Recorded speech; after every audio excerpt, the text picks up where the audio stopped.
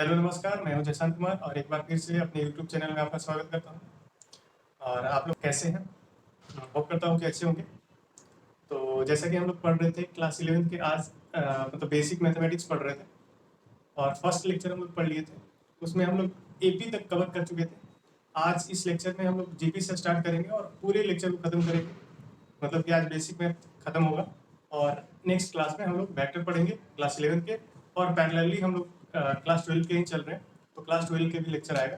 ठीक है, तो आज हम लोग जीपी स्टार्ट करते हैं, ज्योमेट्रिकल प्रोग्रेशन। ठीक है, तो जीपी पढ़ना है ना। तो जीपी होता क्या है? तो एक ऐसा सीरीज होता है, ठीक है, तो एक सीरीज होता है जिसमें कि अलग अलग फीचर्स होते हैं। जैसे कि एपी में क्या था कि उसमें कॉमन डिफरेंस सेम था। इसमें क्या होता है? कॉमन रेशियो सेम होता है। जैसे कॉमन रेशियो होता क्या है, ये चीज सीखना है। तो एक ऐसा सीरीज होता है कि एक कैरेक्टरिस्टिक इसमें आता है कि जिसे देखा जाए, एक एग्जांपल ये जीपी का, जैसे 2 है, 4 है, 8 है, 16 है, 32 है। तो एक सीरीज है, ठीक है।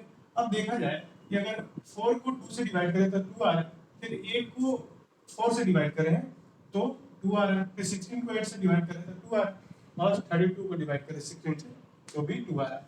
तो एक टर्म आया जो कि कांस्टेंट हमेशा ही आ रहा है, वो क्या है? 2 है। तो उस 2 को हम लोग इस सीरीज का कॉमन रेशियो करते हैं, ठीक है। और ये फर्स्ट टर्म हो गया, मतलब कि जो 2 a इक्वल टू 2 यहाँ पे क्या हो गया? फर्स्ट टर्म, ठीक है। और कॉमन रेशियो r होता है। जैसे कि अगर कोई जीपी का सीरीज लिखना हो तो हम लोग कैसे लिखते हैं? a r a are square a are cube a r 4, ऐसे इन टर्म तक ऐसे सीरीज होता है, ठीक है। ये बहुत सारे बच्चे पढ़ चुके होंगे क्योंकि ये बेसिक है, 10th में भी पढ़े हुए थे। लेकिन जहाँ तक कि हम लोग को फिजिक्स में यूज होगा थोड़ा बहुत, तो ये चीज हम लोग ध्यान में रखेंगे, ठीक है। अब इसमें आता है कि अगर मान लेते हैं कि एन टर्म ऐसे था, तो टी एन टर्म मतलब कि अगर जो t n term term number n होगा वो क्या होगा? जैसे देखा जाए कि जो फर्स्ट टर्म ए है और सेकंड टर्म ए आर है, third term A are square है, fourth term A are cube है। तो अगर एन टर्म होगा, एनथवा टर्म वो क्या होगा? तो लिखाता है ए इंटू आर के पावर एन माइनस 1, ठीक है। जैसे कि अगर मान लिया जाए कि हम मेरे को निकालना है टी थ्री, तो यहाँ टी थ्री एन की जगह 3 करेंगे, तो 3 पुट करेंगे तो क्या होगा? आर के पावर 3 माइनस 1 यानी कि ए आर स्क्वायर। तो ए आर स्क्वायर क्या हो गया? थर्ड टर्म हो गया, ठीक है। अब टी एन तो निकालिए। अब मेरे को बताना है कि अगर एन नंबर ऑफ टर्म ऐसे दिया हुआ है, एन नंबर ऑफ टर्म दिया हुआ है और सबका सम करना है, तो जीपी का सम होता है एस एन इक्वल टू होता है ए इंटू 1 माइनस आर के power n upon 1 minus r, ठीक है। ए एस एन हो जाता है, ठीक है। लेकिन एक और भी टर्म इसमें आता है कि अगर इनफाइनाइट नंबर ऑफ टर्म है, मतलब कि एन नंबर ऑफ टर्म था ना, इनफाइनाइट नंबर ऑफ टर्म है और जो कॉमन रेशियो है आर है वो लेस देन 1 है, मतलब मैग्नीट्यूड ऑफ आर है वो लेस देन 1 है, तो एस इंफिनिटी हो जाता है, एस इंफिनिटी ए हो जाता है ए अपॉन 1 माइनस आर, ठीक है। तो इसको ध्यान में रखना है। ये कब होता है? जब एक कंडीशन फुलफिल करता है, तो एस इंफिनिटी का वैल्यू हो जाता है ए अपॉन 1 माइनस आर, ठीक है। तो जितना हम लोग को चाहिए फिजिक्स के लिए उतना हम लोग पढ़ लिए जीपी को, ठीक है। अब आगे चलते हैं। अब आता है ट्रिगोनोमेट्री, ठीक है। अब हम लोग क्लास 10th में हम लोग पढ़े थे ट्रिगोनोमेट्री के बारे में। अब इससे रिलेटेड मतलब जो फिजिक्स में यूज होगा ना वो चीज पढ़ेंगे। जैसे कि अगर देखा जाए कि हम लोग पढ़े थे ऑल ट्री रेशियो का, जैसे पढ़े थे जीरो का वैल्यू 30, 45, 60, 90। तो वो चीज़ तो हम लोग को मतलब पहले से याद है, लेकिन जो फार्मूले हैं ना जो यूज होंगे वो चीज़ देखना है। जैसे कि पहला फार्मूला अगर देखा जाए बेसिक फार्मूला, तो बेसिक फार्मूला आपको क्या जानते हैं? Sine square theta plus cos square theta equal to 1 जानते हैं। एक तो बेसिक फार्मूला है, याद रखना है। और क्या है? अब देखा जाए कि अगर एक और फार्मूला होता है कि cos square theta minus sine square theta equal to क्या होता है कॉस 2 थीटा। इसको भी ध्यान में रखना है। अब आता है कि साइन ए प्लस बी का फॉर्मूला क्या होता है। साइन ए प्लस माइनस कर देते हैं, अगर एक जगह पे माइनस हुआ तो ए प्लस माइनस बी का फॉर्मूला क्या होता है, तो साइन ए into cos B plus minus cos ए इंटू साइन बी।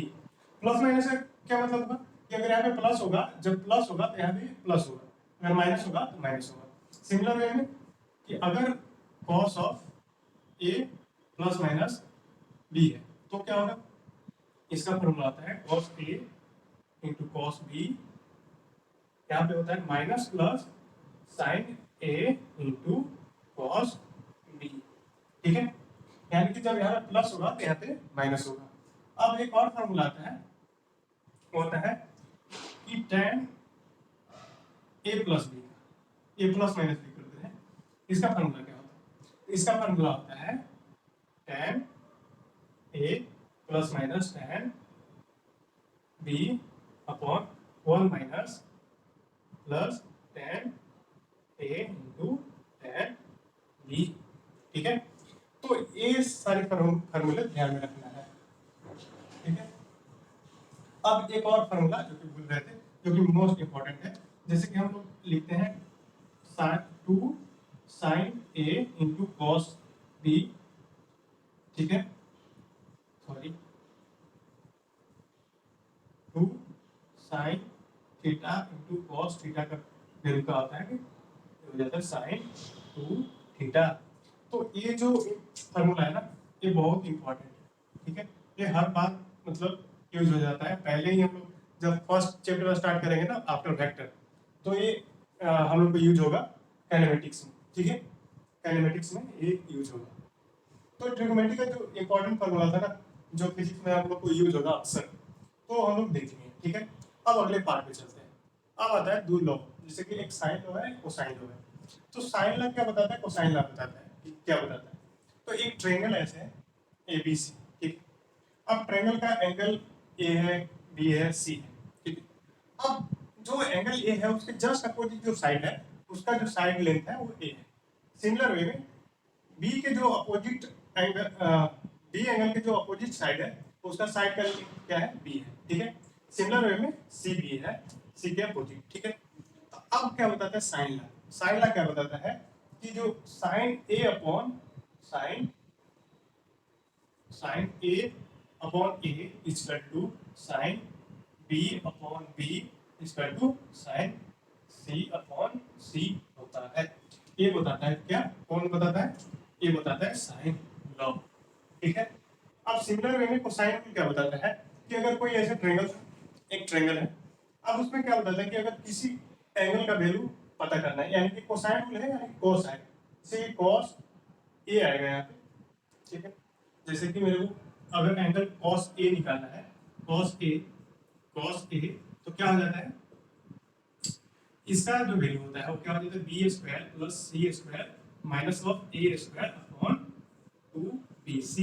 ये कैसे होता है, तो जो कॉस ए है ना, ठीक है, यानी कि जो ए जो है एंगल, उससे जो कनेक्टेड जो साइड है उसका स्क्वायर माइनस ऑफ उसके अपोजिट वाला अपॉन 2bc, यानी कि b और c लिखा हुआ था, यानी कि 2bc आ गया। ठीक है, सिमिलर वे में अगर मेरे को cos b निकालना है तो cos b हो गया, तो इससे एडजेसेंट कौन साइड है, a और c है, तो क्या लिखेंगे a square plus c square minus of क्या बच गया b स्क्वायर अपॉन, अब क्या होगा 2ac हो जाएगा।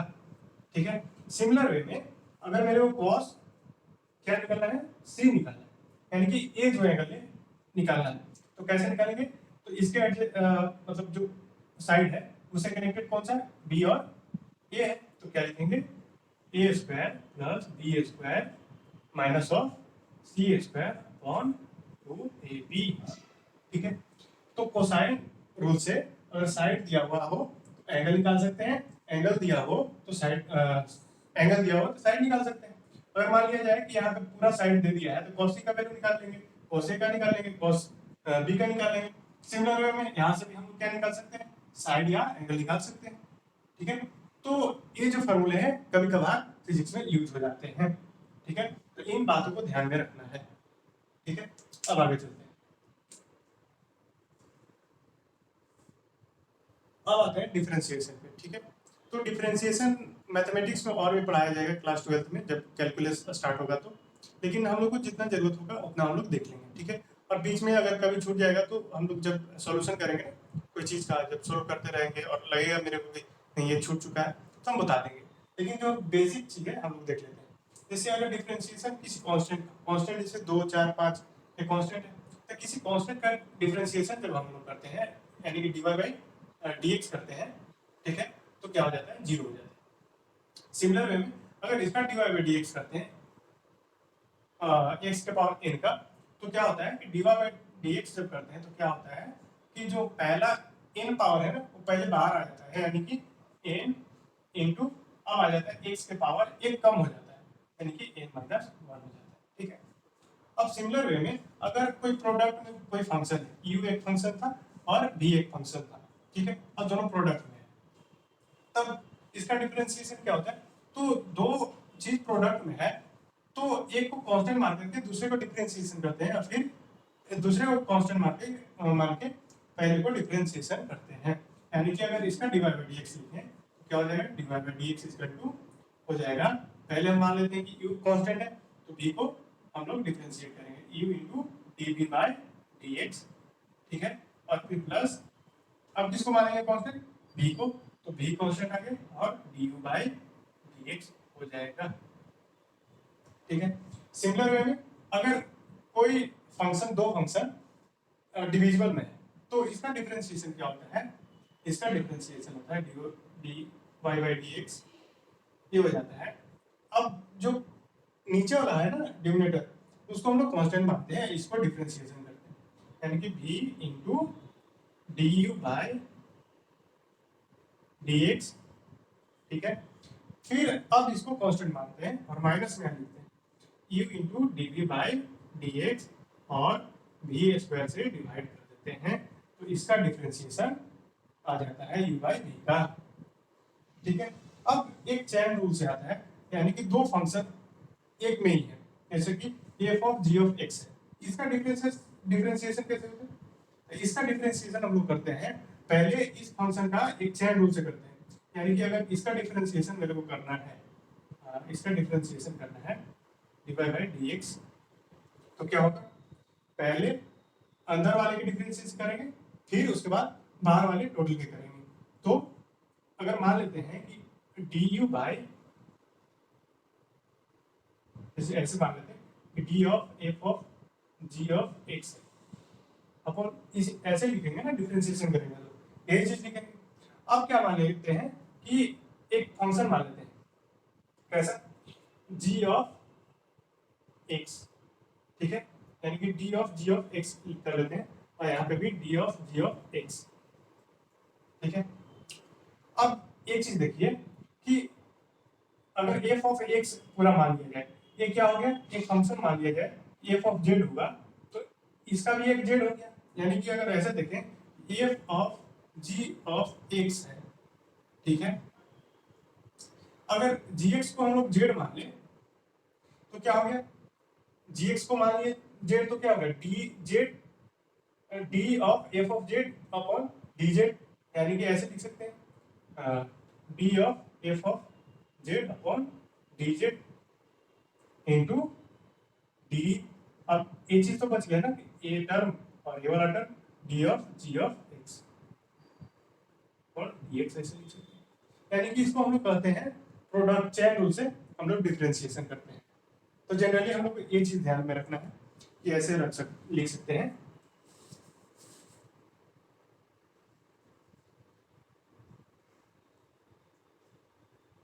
ऐसे लिख सकते हैं, अगर इसका डिफरेंशिएशन करना है तो ऐसे लिख सकते हैं, इस चीज ध्यान में रखना है, ठीक है। यहाँ पे dx है और बाकी जो ट्रिग्नोमेट्रिक रेशियो के डिफरेंशिएशन है ना वो आपके स्क्रीन पे मिल जाएंगे, ठीक है। तब तक मतलब कि इसको ध्यान में रखना है और वो स्क्रीन वाले को ध्यान में रखना है, जो कि हमारे काम में आने वाले हैं, ठीक है। चलते हैं आगे, अब आते हैं इंटीग्रेशन पे, ठीक है। तो जो बेसिक इंटीग्रेशन होगा ना वो चीज देखेंगे।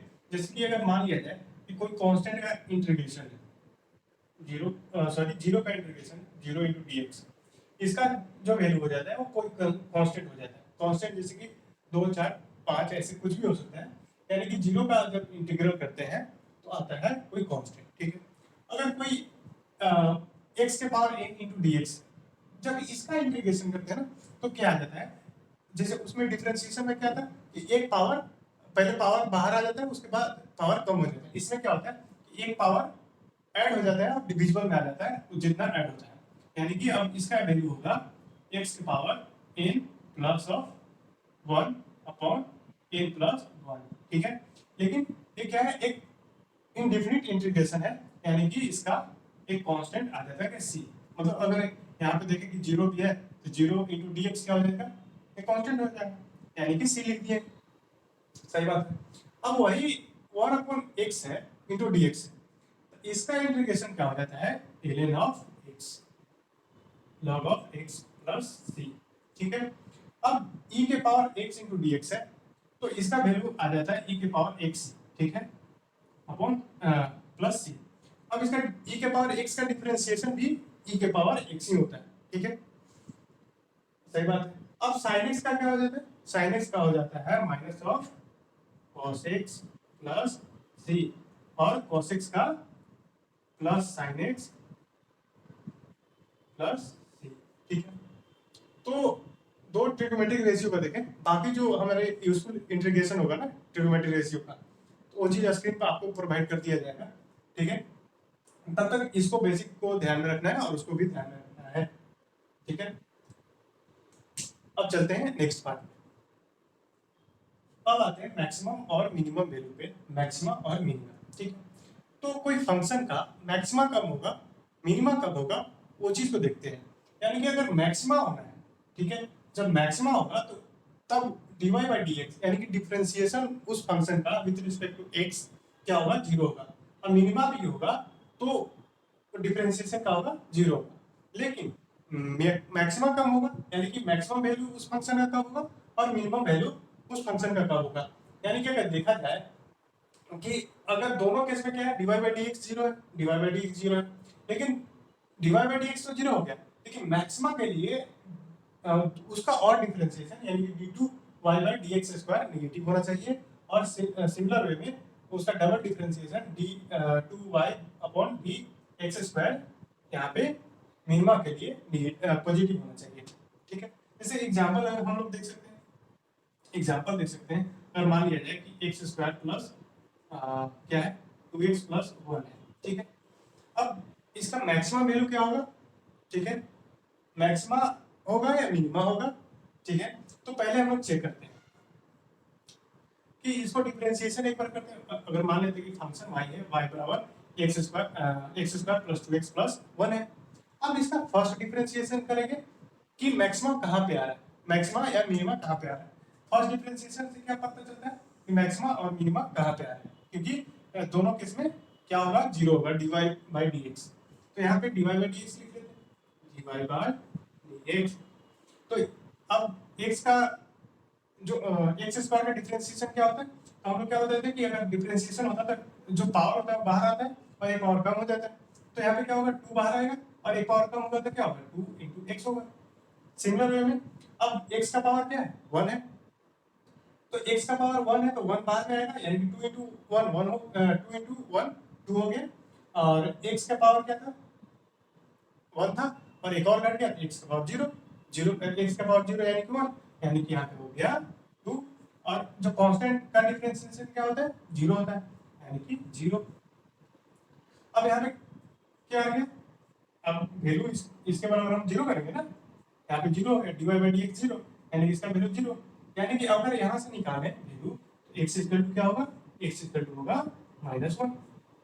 अब x इक्वल टू -1 पे क्या हो गया, या तो मैक्सिमा होगा या तो मिनिमा होगा। ठीक है, क्योंकि दोनों कंडीशन मैक्सिमा मिनिमा के लिए सेम है, dy बाई डी एक्स 0 होगा। ठीक है, लेकिन अब मैक्सिमा हुआ या मिनिमा हुआ कैसे पता चलेगा, तो इसको एक बार और डिफरेंशिएट करेंगे, dy बाई डी एक्स हो गया, अब इसको डिफरेंशिएट एक बार और करेंगे तो क्या होगा, dy 2y/dx²। अब 2x का डिफरेंशिएशन क्या होगा, 2 होगा, और 2 बचा हुआ यानी कि 0, और 0 का भी 0, यानी कि d2y/dx² क्या हो गया, 2 हो गया। अब ये निगेटिव है कि पॉजिटिव है, ये वैल्यू क्या हो गया, 2 हो गया ना। अब ये तो पॉजिटिव है, तो कंडीशन कौन सा हो गया, सेकेंड वाला हो गया, यानी कि x=-1 पे मिनिमा होगा।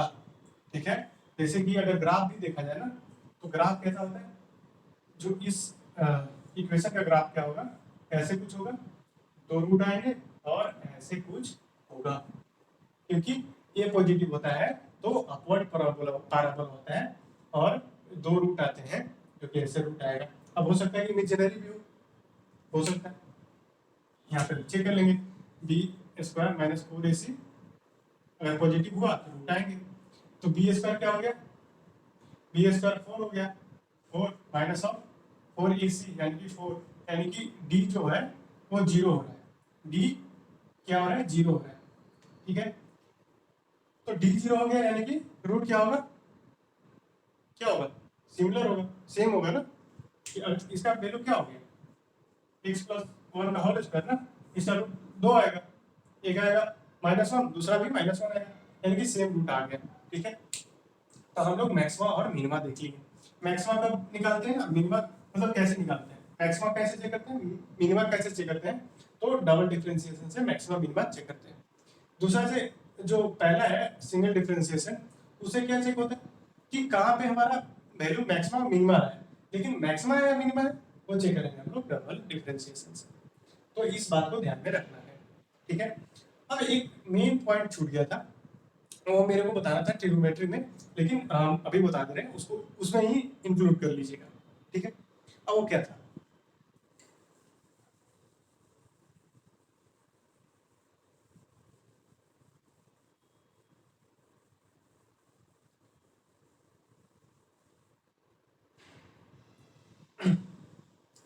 तो ट्रिग्नोमेट्री में बताना था कि अगर कोई वैल्यू है, जैसे थीटा है, कोई एंगल है और रेडियन में है, डिग्री में भी होता है रेडियन में होता है, जो ऐसा यूनिट क्या होता है, रेडियन होता है, तब थीटा जब रेडियन में हो और थीटा वेरी वेरी स्मॉल हो, very very very very small,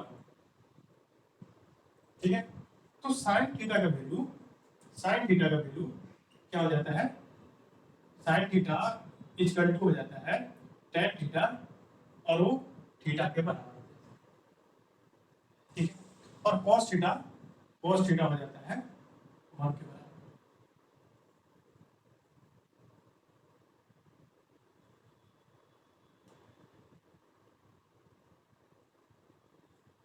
अब ये कैसे होता है, ये अब कैसे होता है, तो हम लोग पढ़े थे क्या कि ऐसे कोई आर्क है, ऐसे सर्कल है, सर्कल का कोई एक आर्क ले लिया गया है और सेंटर था यहाँ पे, यहाँ पे सेंटर था। ठीक है, और कोई आर्क ले लिया गया है, और जो थीटा है ना वेरी वेरी स्मॉल है, थीटा वेरी वेरी स्मॉल है, तो हम लोग कैसे जानते थे, जैसे पढ़े होंगे आप कि थीटा इक्वल टू L/R होता है। ठीक है, ये आर्क लेंथ होता है और ये रेडियस होता है, और वो थीटा रेडियन में देता है। ठीक है, बहुत बढ़िया। अब ये L होगा, ये जो लेंथ होगा वो L मान लेते हैं। अब देखा जाए कि साइन थीटा होता क्या है, साइन थीटा क्या होता है, p/h। अगर ये ट्रायंगल एक मान ले, ऐसे परपेंडिकुलर डाल दें, ऐसे परपेंडिकुलर डाल दें ऐसे। ठीक है, अब देखा जाए कि साइन थीटा का वैल्यू क्या होता है, p/h। p क्या हो गया, p जो इंच लेंथ है उसको इंच मान लेते हैं, यहाँ से यहाँ लेंथ को इंच मान लेते हैं, h/r होगा, हाइपोटेनस r ही हो गया ना, रेडियस r, ये भी r होगा यहाँ से यहाँ तक, क्या हो गया साइन थीटा। अब tan थीटा क्या होता है, tan थीटा हो जाता है p/b, p क्या होगा, h ही होगा। अब b क्या होगा, r हो गया, सॉरी r नहीं, यहाँ से यहाँ तक का बेस हो गया ना, यहाँ से यहाँ तक, तो इसको मान लेते हैं हम लोग, इसको h मान लें तो इसको हम लोग मान लेते हैं कैपिटल L मान लेते हैं, L लिख दिए। अब बताइए कि जो थीटा वेरी वेरी स्मॉल है, तो ये तो बड़ा फिगर दिख रहा है। लेकिन ऐसा देखा जाए कि अगर थीटा बहुत स्मॉल होगा, यानी कि जो ए पॉइंट है, पॉइंट ए है और पॉइंट बी है, दोनों आपस में क्लोज होंगे, यानी कि जो रेडियस ये जो रेडियस है वो दोनों आपस में ऐसे क्लोज होंगे, ठीक है। लेकिन अब देखा जाए कि आपस में क्लोज होंगे तो पॉइंट ए बी पे भी लाइक कर रहा होगा, यानी कि यूं कह सकते हैं कि जो ए पॉइंट है ना वो कोइंसाइड कर रहा होगा इस पे, यानी कि दोनों आपस में सेम होंगे, यानी कि जो बेस हो गया, बेस हो गया वो रेडियस के बराबर हो जाएगा, ठीक है। और जो हाइट एच है वो एल के ही बराबर होगा, ठीक है। यानी कि वेरी वेरी स्मॉल में हम लोग मतलब ऐसे एज्यूम करते हैं एच इक्वल टू एल हो जाता है, और यहाँ से capital R equal to sorry capital L equal to R के बराबर हो जाता है। तो अगर हम लोग यहाँ पे लिख दें एच इक्वल टू एल हो गया, ठीक है, और आर इक्वल टू आर तो था ही, और यहाँ पे क्या हो गया एच इक्वल टू एल और एल इक्वल टू आर, तो ये दोनों चीज तो सेम हो गया। अब दोनों चीज सेम हो गया, अब थीटा इक्वल टू क्या होता है एल अपॉन आर, तो दोनों एल बाय आर ही है, यानी कि sine theta equal to tan theta equal to theta के बराबर हो जाता है।